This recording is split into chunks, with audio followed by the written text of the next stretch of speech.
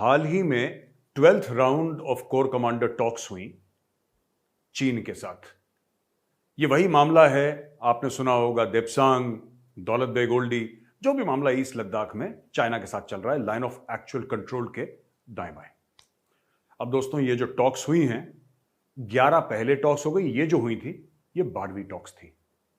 अब इसमें चाबी क्या है दोस्तों? लोग बात करते हैं गोगरा की, हॉट स्प्रिंग्स की। इन दोनों जगह की बहुत पुराना इतिहास है, और जो सीआरपीएफ वाले हैं वो हॉट स्प्रिंग्स को तो जानते ही हैं अच्छी तरीके से।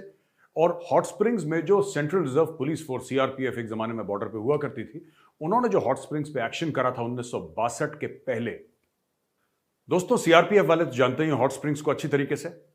जब चाइनीज अग्रेशन हुआ था तो उसके पहले सीआरपीएफ वालों ने वहां पे एक लास्ट स्टैंड लिया था, बड़ा मशहूर लास्ट स्टैंड, और police commemoration day hot springs का ही मनाया जाता है, जहां पे सीआरपीएफ ने एक्शन लिया था। ये तो था थोड़ा सा इतिहास। अब ये जो लेटेस्ट 12th कोर कमांडर की टॉक्स हुई है मोल्डो गैरिसन, जो कि लाइन ऑफ एक्चुअल कंट्रोल के उस तरफ है, चीन की तरफ है, वहां पे हुई। एज यूजुअल कोई निष्कर्ष नहीं निकला। वही बात गोगरा, वही बात हॉट स्प्रिंग्स, ये मामला चलता रहेगा। लेकिन दोस्तों, ये मामला चलता है तो आपको क्या लग रहा है कि चीन चुप है? नहीं, चीन अपनी फॉरेन पॉलिसी और अपनी अग्रेसिव फॉरेन पॉलिसी को उसी तरीके से अमल दरामद में ला रहा है। आपको पता है चीन अफगानिस्तान में क्या कर रहा है, पुराने एपिसोड में हम बता चुके हैं आपको।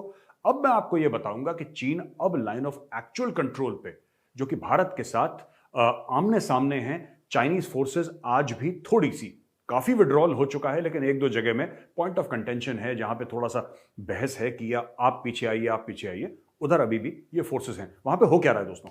वहां पे इस तरीके से काम चल रहा है कि बातचीत चल रही है कोर कमांडर लेवल की। नक्शों को लेकर लोग बातें कर रहे हैं कि साहब आपको पीछे जाना चाहिए, वो कहते नहीं आपको पीछे जाना चाहिए। तो एक स्टेलमेट किस्म का है, पर पीठ पीछे चाइना क्या कर रहा है?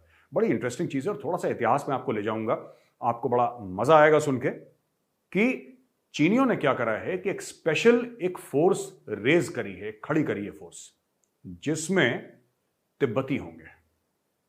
तो ये आइडिया चीन को आया कहां से कि आप जब लड़ रहे हैं टिबेटन प्लेटू पे या उस हाइट्स पे, तो आप टिबेटन्स को लीजिए।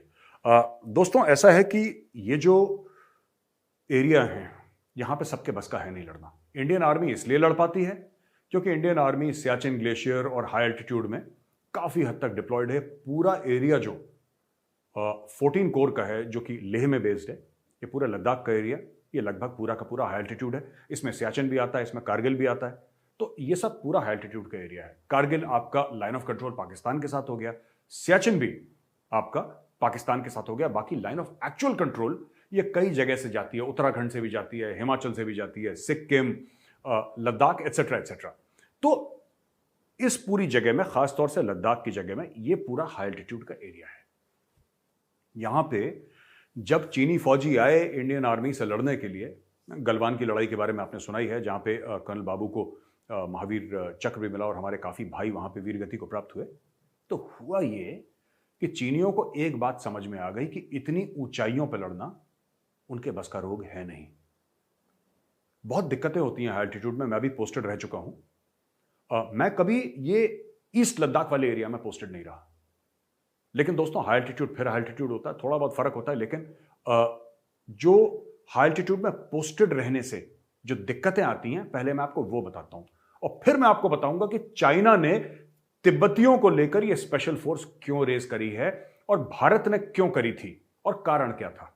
देखिए, जब आप हाई एल्टीट्यूड में रहते हैं तो सबसे पहले आपको यह जानना है कि हाई एल्टीट्यूड है क्या। 9000 फुट समुद्री तल से 9000 फुट के ऊपर माना जाता है हाई एल्टीट्यूड। फिर सुपर हाई एल्टीट्यूड होता है 12000, 14000, 16000 के ऊपर आप चलते रहिए। 20-21 हजार फुट तक इंडियन आर्मी है सियाचिन ग्लेशियर की, अगर हम टॉप बाना पोस्ट तक जाएं, जो पीक है, टॉप पॉइंट है। तो अब देखिए, जब आप इन एरियाज में जाते हैं तो सबसे पहले क्या होता है, आप में से कई लोग ले गए होंगे, और 99% को ये प्रॉब्लम होती है। पहले दिन आपको ऐसा लगेगा आपको बुखार हो रहा है, आपको फीवर चढ़ रहा है, आपको वॉमिटिंग हो रही है, डिजीनेस है, भूख नहीं लग रही, और 24 से लेकर 48 घंटे लगते हैं बॉडी को सेटल डाउन होने में। ऐसा क्यों है? क्योंकि वहां पे 25 से 30% ऑक्सीजन कम है।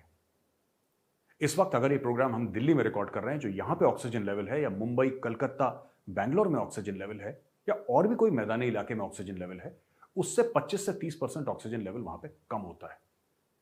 तो शुरू शुरू में आप जाएंगे, जहाज का दरवाजा खुलेगा, सब कुछ ठीक, कोई दिक्कत नहीं आपको, 1 घंटा 2 घंटा कोई दिक्कत नहीं। लेकिन जैसे जैसे शाम होगी, रात आएगी, आपको वही वॉमिटिंग के सेंसेशन, चक्कर के सेंसेशन आना शुरू हो जाएंगे। 1-2 दिन तक ये मामला चलता है, फिर बॉडी स्टेबलाइज हो जाती है। इसको कहते हैं एक्लेमेटाइजेशन। अब हुआ ये कि जब आप इससे भी ज्यादा हाई एल्टीट्यूड में चले जाते हैं, इससे भी ऊंचाई पे चले जाते हैं, तो आपको दोबारा एक्लेमेटाइजेशन करना पड़ता है, क्योंकि वहां पे और ऑक्सीजन कम होती है।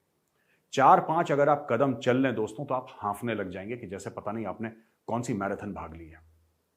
सीढ़ियां चढ़ के देखिए, तब आपको पता लगेगा कि कितनी दिक्कत है वहां पे।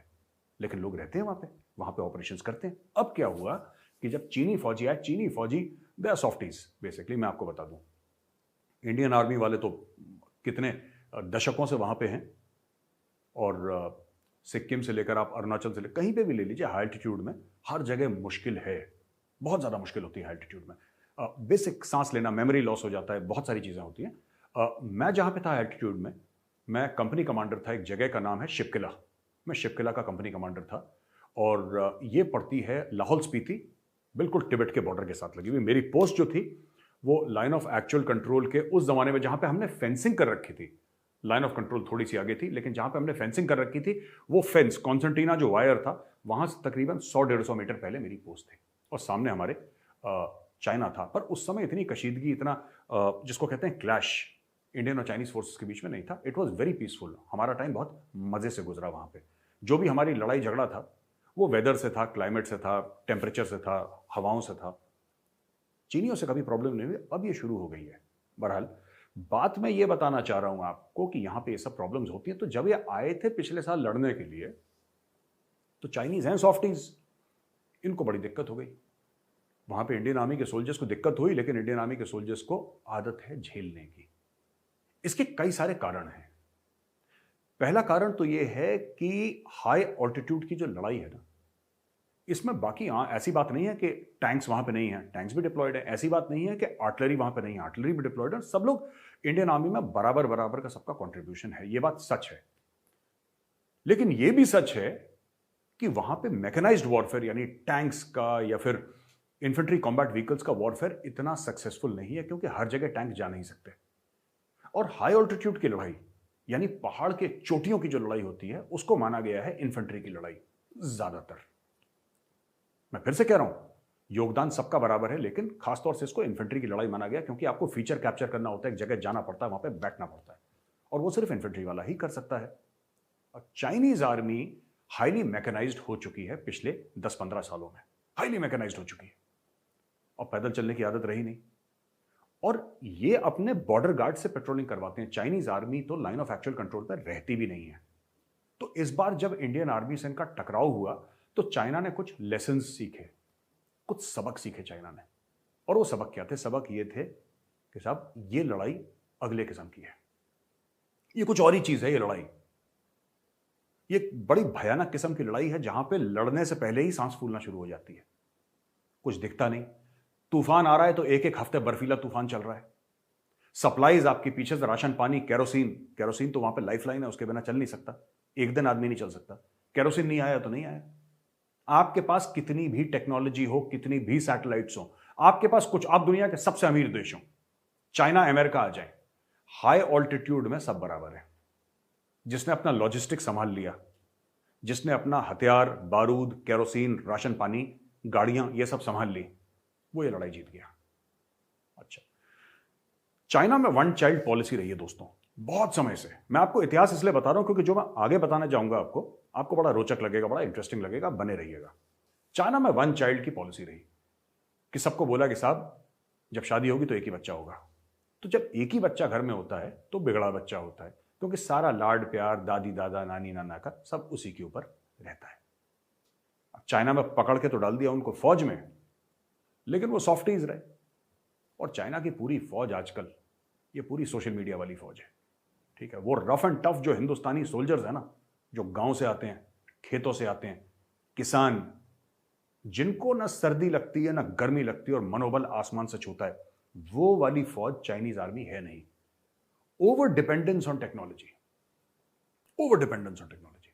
एक उदाहरण दूं आपको छोटा सा, इंडियन आर्मी में जीपीएस भी है, जिससे आप सैटेलाइट से नेविगेशन कर सकते हैं और एक जगह से दूसरी जगह, जैसे आप गाड़ी में इस्तेमाल करते हैं, हैंड हेल्ड जीपीएस भी इंडियन आर्मी में है। इंडियन आर्मी में कंपास भी है कि अगर जीपीएस ना काम करे तो कंपास से वो नेविगेशन कर ले मैप के साथ। उसके पास कंपास नहीं है तो तारों की मदद से नेविगेट कर ले। यही जब आर्टिलरी वाले फायरिंग करते हैं तो उनके पास कंप्यूटर भी है। लेटेस्ट 21st सेंचुरी इक्विपमेंट है इंडियन आर्मी में कि वो कंप्यूटर से अपने शॉट्स लेने, कैलकुलेट कर ले। लेकिन अगर कंप्यूटर ना हो, वो वैसे भी कैलकुलेट करके एक्यूरेट शूटिंग कर सकते हैं। तो दोस्तों, ये सब जब चीजें हुई ना, चाइना को रियलाइज हुआ कि यहां पे हमारी दाल गलेगी नहीं, हमारे फौजियों की सांस फूल रही है, आराम के आदी हैं और यहां पे खत्म।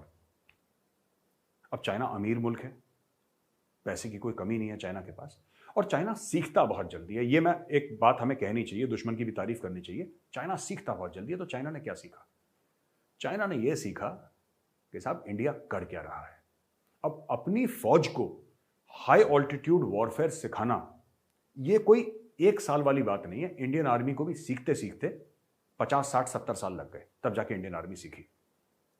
1947-48 में भी जोजिला पास पे ऑपरेशंस करे थे, टैंक वहां पे चला दिए थे। बड़ी, आप पढ़िएगा कर्नल राजेंद्र सिंह स्पैरो की कहानी, और ये सब जो हैं मुख्तलिफ बैटल ऑनर्स जो इंडियन आर्मी ने जीते हैं, बड़ा इंटरेस्टिंग है। लेकिन ये जो लड़ाई है, इंडियन आर्मी ने जो चोटियों पे, पहाड़ों की ऊंचाइयों पे, सियाचिन टाइप की ऊंचाइयों पे लड़ना सीखा, ये इंडियन आर्मी ने एक दिन में नहीं सीखी। हजारों लोगों का बलिदान, हजारों अफसर, जेसीओस जवानों ने अपनी जानें दी, खून पसीना बहाया, तब जाके महारत हासिल हुई। चाइना ने एक शॉर्टकट सोचा कि साहब अगर अगली बार भारतीय सेना से भिड़े हम अगली बार, तो ऐसा ना हो कि फिर मार पड़े। तो उन लोगों को अपनी फौज में ले लेते हैं जो कि इन ऊंचाइयों में पैदा हुए हैं, जिनको दिक्कत ही ना हो, जिनके लिए क्या 14,000 फुट और क्या 18,000 फुट, क्योंकि इनके गांव 14, 15, 16,000 फुट पे हैं। वो बच्चा वहीं पे पैदा हुआ है तो उसको एक्लेमेटाइजेशन की इतनी जरूरत है नहीं, वो वहीं पे पैदा हुआ है, वहीं पे पला बड़ा है। तो उन्होंने तिब्बतियों की एक फौज खड़ी करने का निर्णय लिया है। वो तिब्बतियों की फौज कैसी होगी? हर घर से बोला है कि साहब एक लड़का आपको फौज के लिए देना है। तो चीन में कंस्क्रिप्शन चलता ही है, तो हर घर से एक लड़का देना है। लेकिन वो लड़का कैसा होगा? अब उनको, चीनियों को क्या है कि सबकी वफादारी पे डाउट रहता है 24 घंटे। जैसे पाकिस्तानियों में साजिश वाला कीड़ा है, वो चीनियों में भी साजिश वाला कीड़ा है कि इसकी वफादारी कैसे चेक करें साहब। भारतीय सेना में ऐसा नहीं है। अगर आप इंडिया के सिटीजन हैं, अगर आप भारत के नागरिक हैं, तो आपकी वफादारी आंख पे पट्टी बांध के आप पे यकीन करा जाएगा। आपको सिर्फ ये कहना है कि साहब मैं इस पोजीशन के लिए लायक हूं, मैं टेस्ट में पास हुआ हूं और मैं भारत का नागरिक हूं। लेकिन चीन में ऐसा नहीं है। चीन में ऐसा नहीं है दोस्तों। चीन में यह देखा गया कि साहब क्या वो कम्युनिस्ट पार्टी को मानते हैं, और भगवान से बड़ा, अपनी आस्था से बड़ा, क्या कम्युनिस्ट पार्टी को वो रुतबा, वो दर्जा देते हैं सबसे बड़ा? अगर हां तो ठीक है। उसके बाद एक और चीज, क्या वो चाइनीज कल्चर और चाइनीज सुप्रीमेसी को मानते हैं कि चाइनीज सबसे अच्छे, चाइनीज सबसे बड़े, चाइना के वर्चस्व में विश्वास रखते हैं? कहीं ऐसा तो नहीं कि उनके मन में दलाई लामा के लिए कुछ प्रेम हो, कुछ इज्जत हो? ये सब चाइनीज चेक करके हर घर से एक एक लड़का लेके एक फौज बना रहे हैं। ये आइडिया आया कहां से? एक तो मार पड़ी इंडियन आर्मी से, वो अलग चीज है। इंडिया में एक फोर्स है जिसका नाम है दोस्तों स्पेशल फ्रंटियर फोर्स, उसको एसएफएफ बोलते हैं। एसएफएफ के अफसर जाते हैं भारतीय सेना से डेप्यूटेशन पे, यानी कि पोस्टिंग पे जाते हैं, 1.5, 2, 2.5, 3 साल के लिए जाते हैं। और एसएफएफ, मैं यहां पे कोई ऐसी आपको नहीं बात बता रहा, क्योंकि लोग अक्सर सोशल मीडिया पे कहते हैं मेजर साहब आप ऐसी बात बता रहे हैं कि जो सीक्रेट है और नहीं बतानी चाहिए। मुझे ऐसी कोई बात पता ही नहीं जो सीक्रेट है, और ये सारी की सारी चीजें इंटरनेट पे अवेलेबल हैं, आप जाके देख सकते हैं आराम से। और प्रॉपर ब्रीफिंग्स हैं, सरकारी ब्रीफिंग्स हैं, वहां से आप, अगर आप थोड़ा सा रिसर्च करें, आपको पता लग जाएगा। तो एक फोर्स क्रिएट करी गई 1962 की जंग के बाद। आपको पता है 1962 में हम चीन से जंग हार गए। कई कारण थे उसके, और उसके लिए आपको एक किताब पढ़नी चाहिए। ब्रिगेडियर जॉन दालवी की किताब है द हिमालयन ब्लंडर, आप जरूर पढ़िएगा।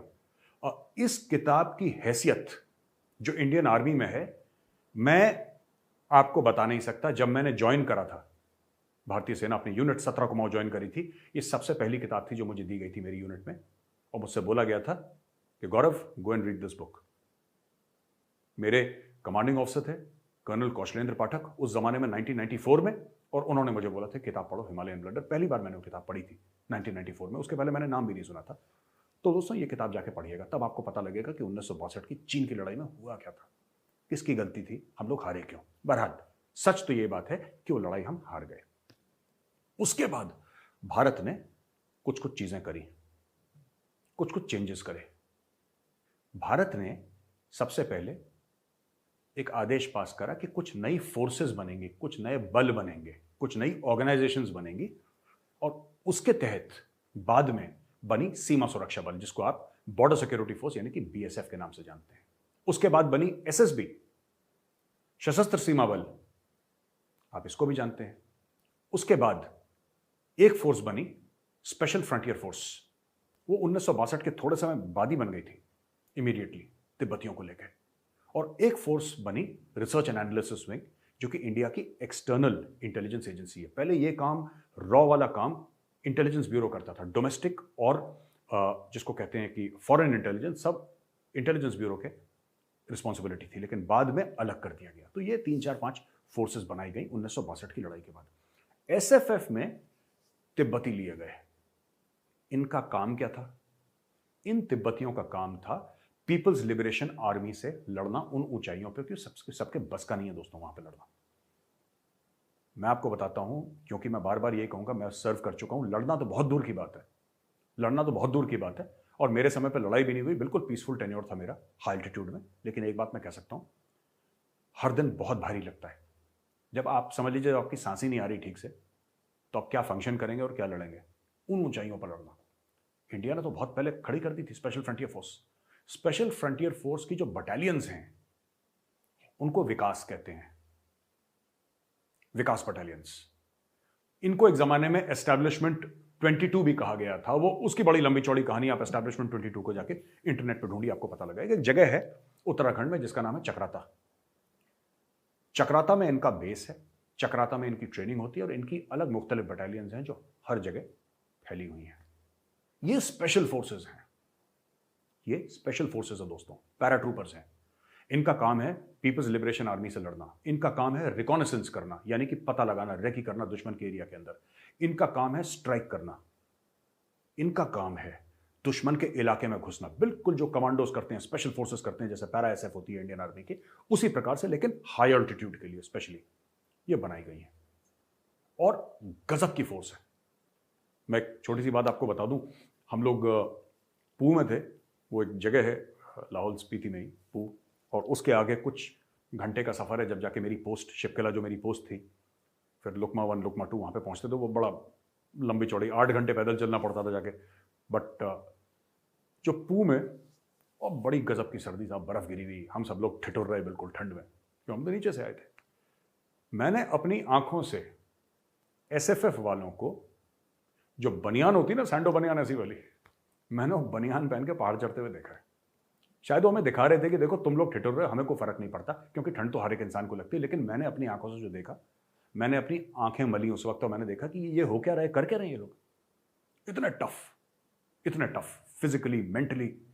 तो ये टिबेटन्स आर वॉरियर्स, ये लड़ाकू हैं, जबरदस्त किस्म के, दिमाग से एकदम ठंडे, उनको पता है काम क्या करना है। तो एसएफएफ ने इस बार जो फेस ऑफ हुआ था इंडिया और तिब्बत का, लाइन ऑफ एक्चुअल कंट्रोल पे, कैलाश रेंजेस के ऊपर,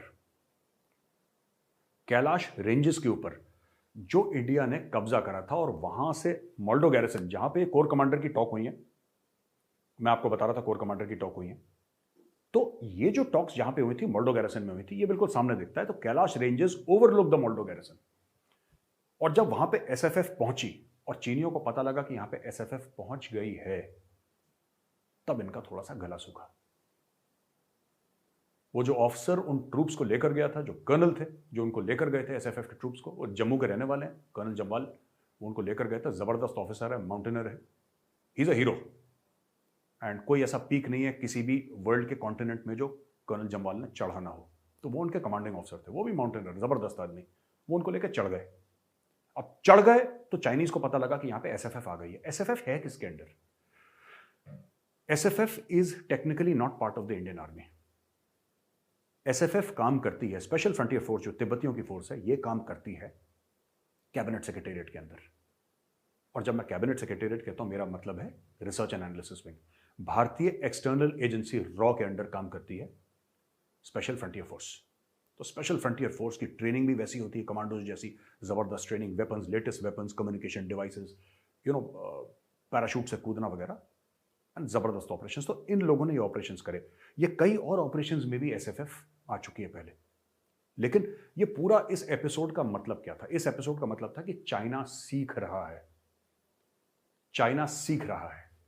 चाइना ने अपनी गलतियों से सीखा है। चाइना को यह बात समझ में आ गई है कि ये जो लड़ाई है हाई ऑल्टीट्यूड में, ये जो लड़ाई है इन ऊंचाइयों पे 14, 15, 16, 17, 18 हजार फुट अबव सी लेवल पे, ये लड़ाई ऐसी है कि इंसान का नाक से खून निकल जाए लड़ाई शुरू होने से पहले।